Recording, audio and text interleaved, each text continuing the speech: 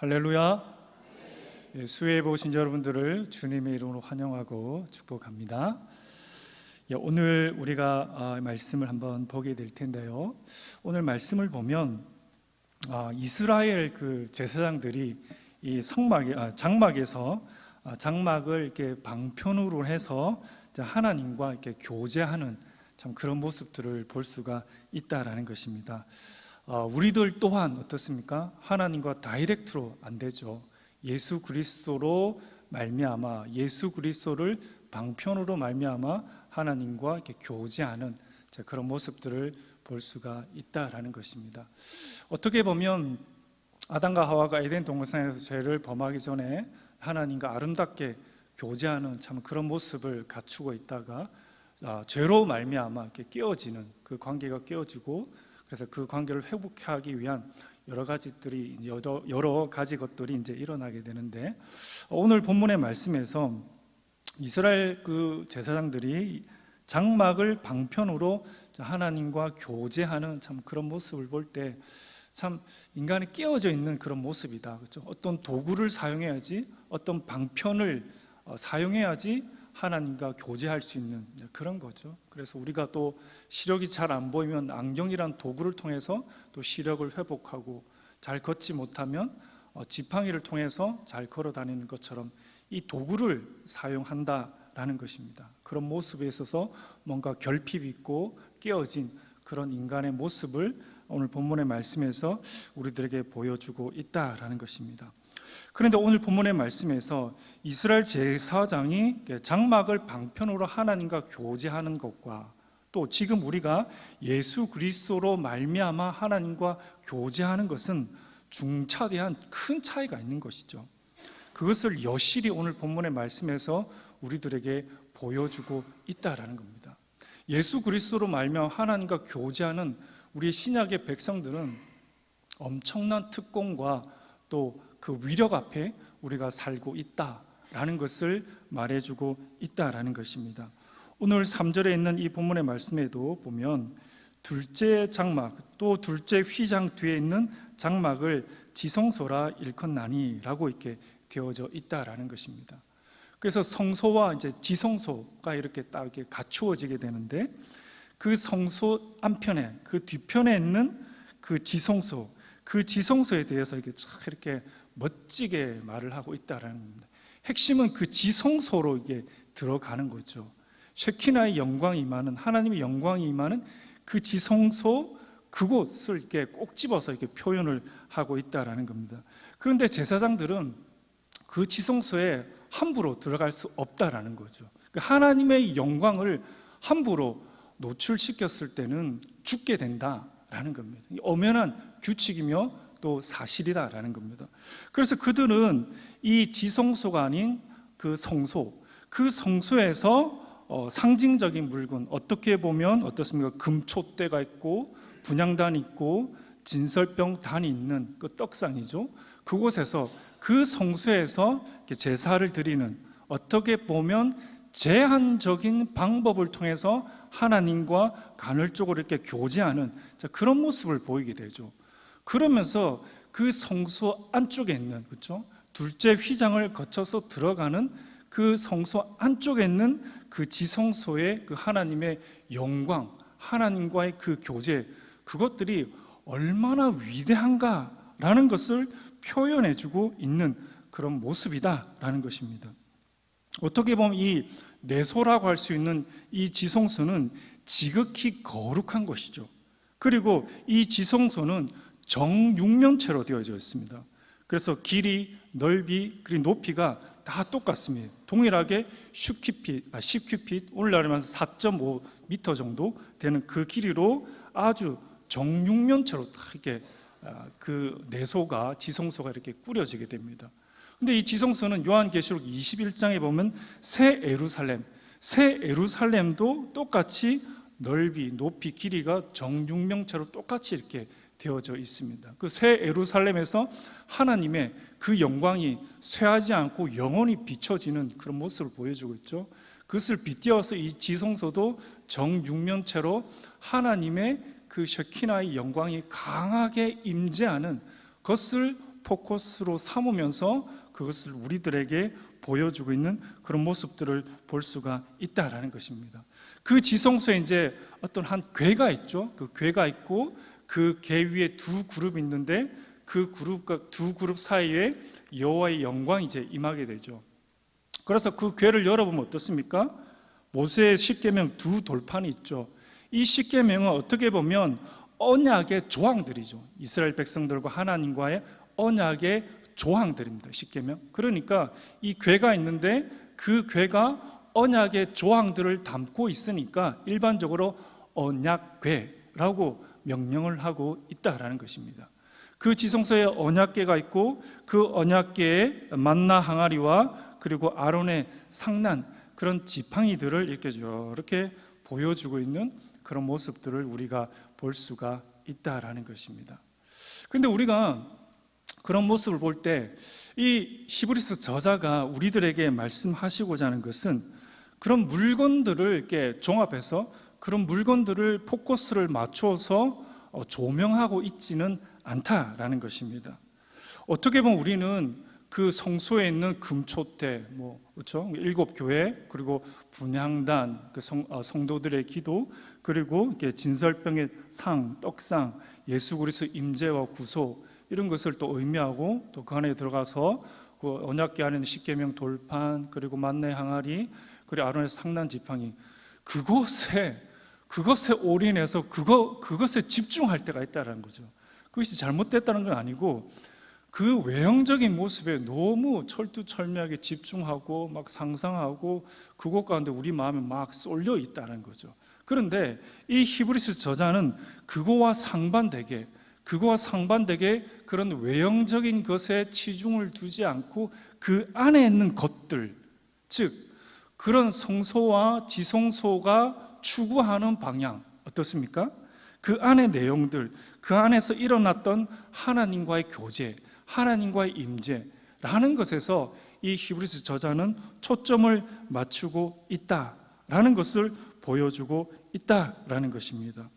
어떻게 보면 이 성소에서 제사장들은 이 성소, 쉽게 말해서 외소라죠. 그 외소에서 그 제사장들은 제사를 지내고 또 죄를 사하는 그런 일들을 쭉 이렇게 하고 또 하나님을 이렇게 섬기면서 매일 그곳에서 이렇게 섬기는 그런 모습들을 이렇게 볼 수가 있죠. 이게 어떻게 보면 간접적인 그런 방식, 하나님의 그 인재가 확 임하는 지성소로 들어가지는 못하고 간접적으로 그 하나님의 영광과 예수 그리스도를 예표하는 그런 모습 가운데 제사를 이렇게 드리는 그런 모습을 볼 수 있죠. 하지만 그들이 지성소로 들어가는 1년에 딱 한 번이지만 대제사장이 들어가는 그 지성소로 들어가는, 즉 하나님과의 직접적인 교제, 그 직접적인 교제의 일은 거부되어져 있는 그런 모습을 보여주고 있다라는 것입니다.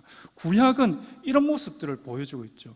성소에서 제사를 드리는데 그 지성소는 들어갈 수 없는 거죠. 들어가면 바로 죽으니까. 또 그 규칙을 하나님께서 만들어 놓으셨기 때문에 결국 그들은 성소에서 그런 제사를 드리지만 하나님과의 그런 직접적인 그런 영광에는 접할 수 없는 그런 한계점, 그런 간접적인 제사를 드리는 그런 모양을, 형국을 띠고 있다라는 것을 보여주고 있다라는 것입니다. 어떻게 보면 이 히브리서 저자가 오늘 말씀하시는 것은 이 두 번째 휘장이죠. 두 번째 휘장. 그 제사장이 성소에서 딱 제사를 드리고 여러 가지 그런 제사의 형태를 띠고, 그리고 하나님의 임재가 있는 지성소, 그 성소와 지성소를 가로막고 있는 그 휘장, 그렇죠? 그 휘장 사이에 그 긴장감 속에서 이 제사장들은 제사를 지내면서 살아가고 있는 것을 볼 수가 있다라는 거죠. 그 임재 사이에 이 제사장은 이렇게 제사를 드리고 있는 그런 모습을 볼 수가 있습니다. 그래서 제사장이 성소에서 제사를 드립니다. 제사를 드리면서 이 휘장, 그렇죠? 그 성소 이 휘장 바로 그 안쪽에서 거룩한 하나님의 그 임재가 임하신다는 그 사실 앞에 이 제사장은 성소에서 제사의 형태를 띠고 있습니다. 하지만 그는 가장 거룩한 이 지성소에는 들어갈 수 없다, 가로막고 있다라는 그 긴장감 속에서 이 제사장은 그런 삶을, 이 제사의 형태를 살아가고 있다라는 것입니다. 왜 제가 이런 말을 드리냐면, 이 긴장감, 그렇죠? 보십시오. 성소에서 그 분향단과 금촛대 분향단과 떡상에서 이렇게 제사의 형태를 취하고 있는데 그 휘장이 보이지 않겠습니까? 그 휘장이 보이고 그 휘장 너머에 하나님의 그 큰 영광이 임하는데 그 생각들을 안 하겠습니까? 어떤 영광일까? 엄청난 영광인데 제사를 드리면서 늘 그것을, 제사장을 생각을 한다라는 것입니다. 그 긴장감이 있다라는 거죠. 그 임재가 있는데 그 임재는 어떤 임재일까? 그런 긴장감 속에 제사장이 서 있다라는 거죠. 그것에 대해서 우리 화면을 좀 띄워주시겠습니까? 앤드루 머리라는 신학자는 이렇게 표현을 하고 있다라는 것입니다. 제가 읽어드리겠습니다. 휘장은 거룩하신 하나님과, 그렇죠? 죄악된 인간 사이의 분리에 대한 상징이다 라고 이렇게 표현되어 있는 거죠. 그러니까 휘장에 탁 치워져 있는데 그 휘장 너머의 지성소는 죄악된 인간이 함부로 들어갈 수 없다라는 그 분리의 상징을 표현한다. 그들은 함께 거할 수 없다. 이와 같이 장막은 명백하게 상징하는 두 가지 진리의 결합이다. 즉 하나님은 인간에게, 하나님에게 나와 예배하며 섬기라고 명한다. 그러나 인간은 지나치게 가까이 갈 수 없었다. 휘장이 인간을 얼마간 떨어져 있게 만들었다. 사랑은 죄인을 가까이 오라 부르며 의는 죄인을 물러나 있게 한다. 거룩하신 하나님은 이스라엘에게 하나님이 거하실 집을 짓도록 명하시지만 이스라엘이 그 집에서 하나님의 임재에 들어가는 것을 금하신다. 이렇게 표현되어져 있다는 거죠. 우리 하나님은 우리를 초대했습니다. 그 임재 가운데 초대를 했는데, 그 지성소 가운데 초대했는데 그 지성소에는 함부로 들어갈 수 없다라는 거죠. 들어가면 죽기 때문에, 하나님은 거룩하기 때문에. 그래서 사랑으로 불렀지만 그 의인은 함부로 하나님과 가까이 오지 못하게 한다. 그래서 이 지성소와 그리고 이 성소의 이 휘장이 쫙 이렇게 가려지면서 그 제사장이 겪었던 그 긴장감과 또 어떻게 보면 참 아이러니한, 기묘한, 미묘한 그런 차이점이 오늘 우리가 살아가는 우리들에게도 그런 것들이 참 이렇게 보여지게 된다라는 것이죠. 그래서 그들이 하나님의 그 영광을 보고 싶은데, 가까이 가고 싶은데 갈 수 없는 그런 마음들이 조마조마하게 있다는 겁니다. 제사장이 제사를 드리면서 자신의 제물을 통해서 그 죄의 사유함을 받지만 이것보다 더 탁월하고 완벽한 그 하나님의 영광이 있는데 그런 마음들이 죄 씻음을, 자신의 죄를 씻고자 하는 그런 갈망이 있다라는 거죠. 의에 대한 갈망이 있다는 겁니다.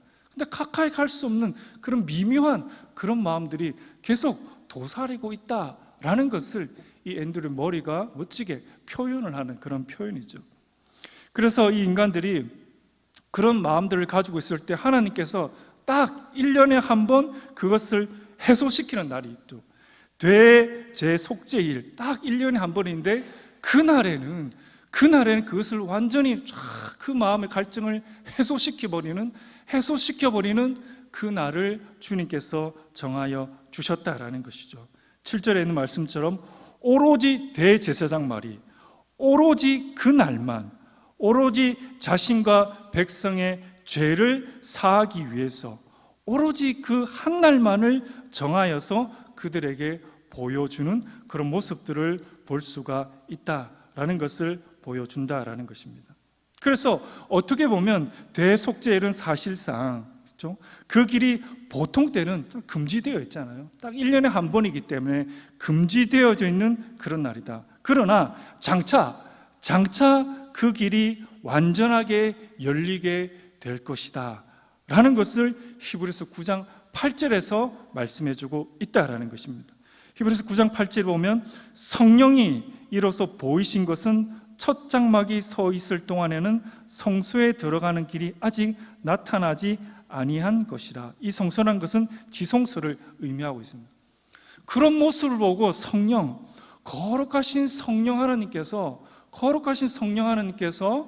앞칸에 있는 그 성소를 탁 지칭하면서 그 뒤에 있는 지성소가 탁 보여주면서 아직 열리지 않아서 악한에 있는 이 성소가 열리고 휘장이 열려지면 그 뒤에 완전한 하나님의 그 영광이 임하는 그 지성소가 있음을 이 성령이 지칭하면서 그 지성소로 모든 사람들을 데리고 가고 사모하게 하고 그것을 바라보게 하고 그것이 얼마나 귀한가라는 것을 히브리서 9장 8절에서 지칭하면서 말씀해 주고 있는 그런 대목을 볼 수가 있다라는 것입니다.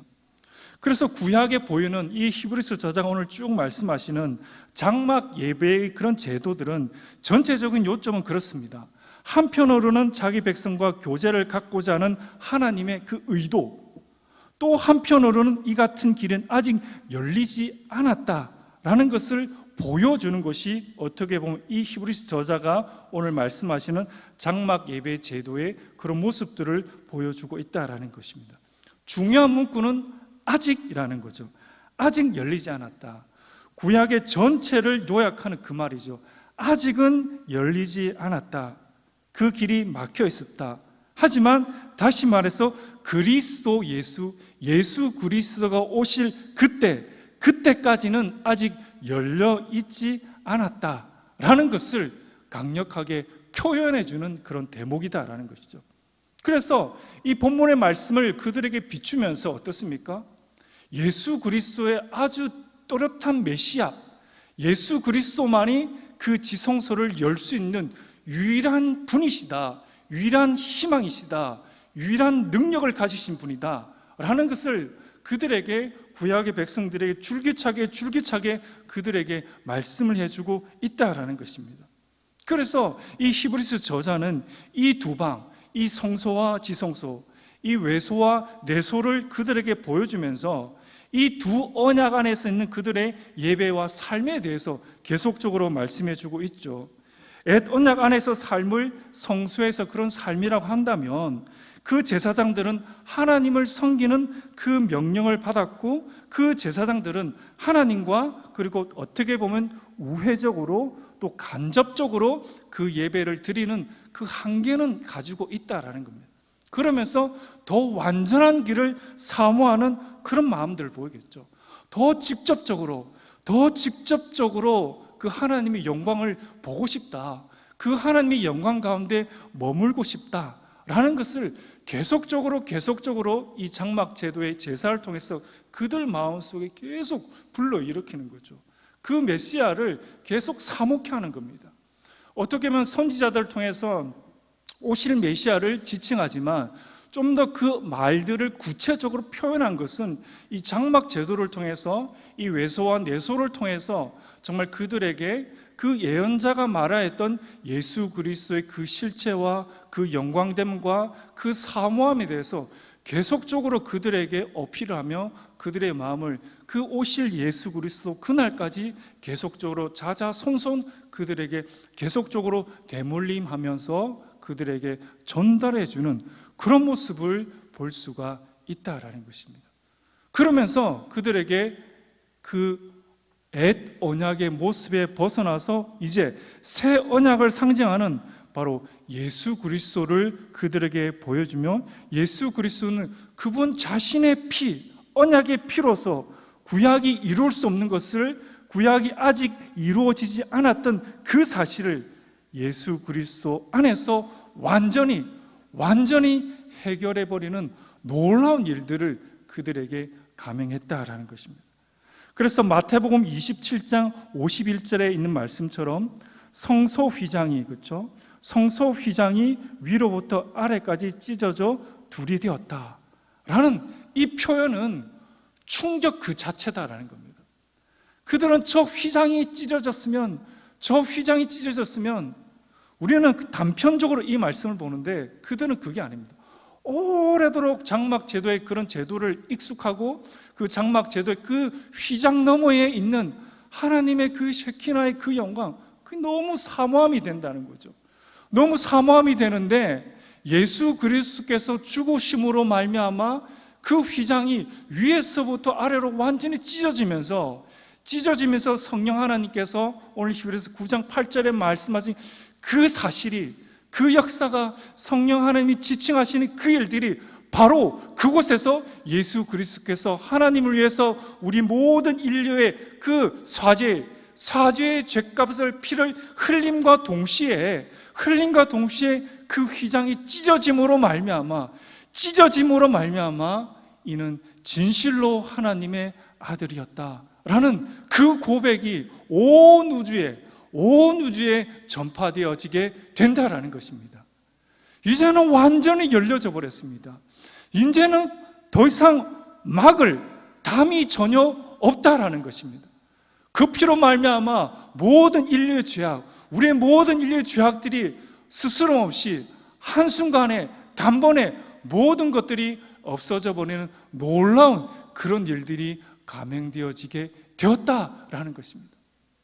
사랑하는 성도 여러분들, 이스라엘 백성들이 장막 제도를 통해서 얼마나 긴장했겠습니까? 제사를 드리면서 하나님의 그 영광 가운데 깃들였지만 그 휘장 너머에 있는, 그렇죠? 아슬아슬한 그 휘장 너머에 있는 하나님의 영광을 보고 싶은데 가까이 가고자 하니까 자신의 죄 때문에 죽을 수밖에 없는, 그렇지만 그 영광을 보기 원하는, 하지만 우리는 예수 그리스도의 그 피공로로 인해서 더 이상 두려움 없이, 지체함 없이 어느 때나 1년에 한 번이 아니고 어느 때나 그 기도가, 하나님을 향한 그 기도가 완전히 열려져 있다라는 것입니다. 이것이 너무나 귀하다라는 것입니다. 이 사실을 우리가 구약에서부터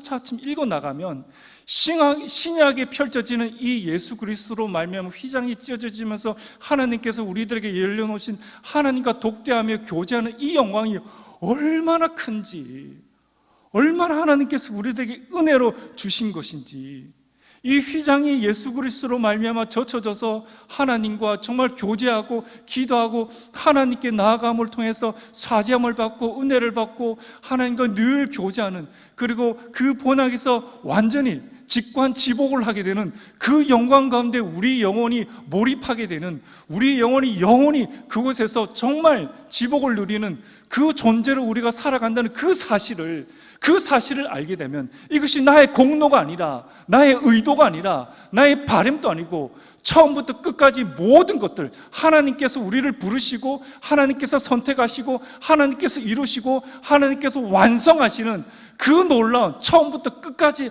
알파와 오메가가 되신 하나님이, 그분이 우리들에게 선한 목자라는 그 사실 앞에 우리는 감격할 수밖에 없다라는 것을 오늘 본문의 말씀이 우리들에게 말씀해주고 있다라는 것입니다.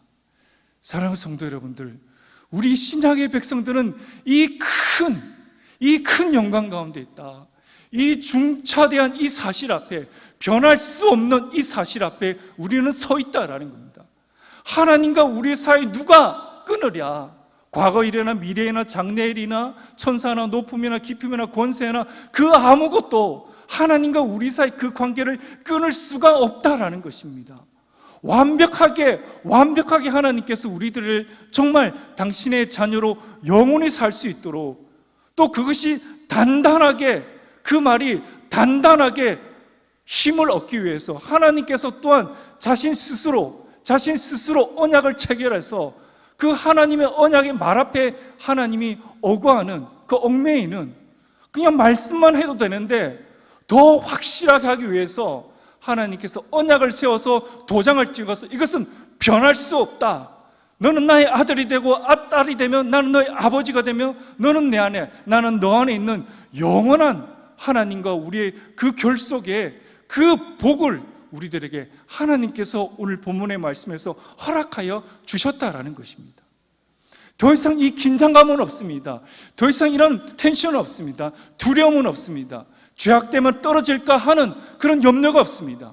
오늘 살아가는 우리들에게 우리 마음을 좌지하고 우리의 마음을 짓누르는 것이 무엇입니까? 죄악입니까? 미래에 대한 염려입니까? 육체의 장막의 아픔입니까? 무엇입니까? 무엇이 우리를 짓누르느냐라는 것입니다. 혹 그것이 잠시 우리를 짓누를 수는 있지만 영원하진 않다. 하나님 안에 교제함을 통해서 그 은혜 보좌 앞에 담대히 나아감을 통해서 하나님께서 때마다, 시시때마다 돕는 그 은혜의 능력과 부어주심으로 말미암아 거뜬히 이 삶을, 이 시험의 삶을 이길 수 있는 그 능력 또한 하나님께서 우리들에게 완벽하게 갖추어 주셨다라는 것입니다. 얼마나 감사한 일입니까? 우리가 요청한 것도 아닙니다. 우리가 요청해야 되는데 요청할 지각과 지식도 없습니다. 죄 가운데 뒤엉켜 있으니까, 내가 죄에 빠져 있는지, 내가 구렁텅이에 빠져 있는지 너무나 어둠이 짙으니까 분간할 수가 없잖아요. 그런 우리를 주님께서 찾으시고, 그런 우리를 위해서 당신 전부를 쏟으시고, 그것에 대해서도 무지한 우리들을 향해서 인내하시며 참으시며, 또한 우리들의 행위대로 판단치 아니하시고 그 은혜로 말미암아 우리를 구속하신 그 우리를 향한 하나님의 영원한 긍휼과 인자의 그 모습으로 우리들에게 주님께서 다가와 주시고, 얼마나 감사한 것입니까? 우리가 한 것은 뭐 있습니까? 우리가 하나님께 한 게 뭐 있습니까? 없습니다. 어떤 이유로 우리를 구속하였는지 잘 모릅니다. 하지만 하나님의 선하신 뜻, 하나님의 영원한 그 뜻 가운데 하나님께서 우리를 구속하셨다는 그 사실, 그것은 맹맹백백 변할 수 없는 진리죠. 그 구원이 너무나 아름답고 그 구원이 너무나 비밀스러워서 지혜와 지식이 뛰어난 그 천사도 연구하여 볼 주제라고 히브리서를 말씀하고 있다라는 것입니다. 여러분들이 얼마나 존귀한 존재입니까? 우리가 이 세상 살면서 일희일비하면서 살 수는 있습니다. 하지만 그것 때문에 우리들의 온 마음을 일희일비 가운데 투척하고 몰입할 필요는 없다라는 것입니다. 우리들에게는 이 일순간의 삶을 덮을 만큼 영원한 우리의 진짜 백의 그 삶이 우리들을 기다리고 있다라는 것입니다. 주님께서 우리의 처소를 각각 예비하여 두셨다라는 것입니다. 그 사실 앞에 우리는 영혼을 담고 있기 때문에, 영혼의 무게를 담고 있기 때문에, 큰 영혼의 무게를 담고 있기 때문에 이 세상에 살아가는 하나하나의 그런 것들에 대해서는 영혼의 무게로 그런 것들은 가벼이 믿음으로 바라보며 넘길 수 있는 그런 믿음의 담력을 가지시기를 바랍니다. 주님께서 우리들에게 이것을 약속하여 주셨습니다. 흔들리지 않습니다. 변하지 않습니다. 누구도 빼앗을 수 없습니다. 사탄 마귀가 빼앗을 수 없습니다. 하나님 이외에 어떤 권세와 능력과 어떤 높음도 절대로 그것을 해할 수 없습니다. 상처를 낼 수가 없다라는 것입니다. 이처럼 여러분들은 하나님의 강력한 보호하심 가운데 있다라는 그 사실을 여러분들이 잊지 마시기를 바랍니다. 사랑하는 성도 여러분들, 오늘의 거친 우리들의 하루하루를 살아냅니다. 거친 힘든 그런 삶들을 우리가 살아가고 있는 것은 사실입니다. 하지만 그것이 끝이 아님을 주님께서 오늘 본문을 통해서 우리들에게 말씀해 주고 있다라는 것입니다. 우리의 이 삶을, 정말 하루의 이 삶, 우리 70의 이 삶을 볼 때 우리가 영혼을 바라보면서 이 삶을, 우리의 삶을 조명하며 믿음의 눈으로 바라보며 나아가시기를 바랍니다. 그리할 때 하나님께서 분명히 여러분들에게 부어주시는 은혜와 능력과 또 주님께서 오늘 본문을 통해서 약속하신 하나님께서 새 언약 가운데 여러분들이 얼마나 단단한 그런 굳건한 약속 가운데 연결되어져 있는지 우리들에게 보여주며 우리들에게 또한 그 믿음의 삶을 달려가라 라고 말씀하고 있다라는 것입니다. 사랑하는 성도 여러분들, 오늘 우리가 이 찬양을 주님께 올려드리면서 정말 우리 힘들고 어려운 그런 삶이지만 우리에게는 정말 이 세상에 줄 수 없는 완전하고 완벽한 우리들의 그 나의 편이 있는 그 하나님이 있음을 알고 우리가 이 찬양을 주님께 올려드리며 이 찬양 가운데 우리의 마음을 하나님께 드리면서 나아가도록 하겠습니다.